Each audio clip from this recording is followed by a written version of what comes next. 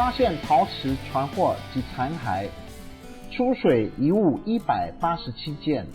从出水陶瓷的烧造技术看来，推论沉船年代距今约有150至200多年时间，未来仍需持续进行考古调查。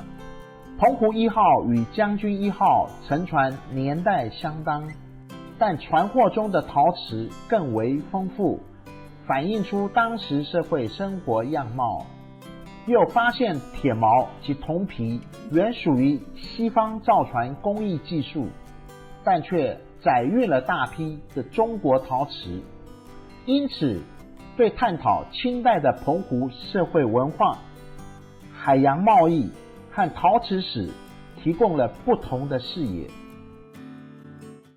传说湖景沉沉调查，发现3条岩脉，根据相关形体结构以及岩体质地和周边并无人为堆砌或凿痕迹象，推论为自然形成的岩脉，破解了湖景沉沉的传说。西莒岛1号搜索调查，赴马祖莒光调查，并在西莒岛附近发现水下遗存，出水遗物8件，遗物有陶环以及青花瓷瓶，一般将此类风格通称为晚明克拉克瓷。绿岛2号进阶调查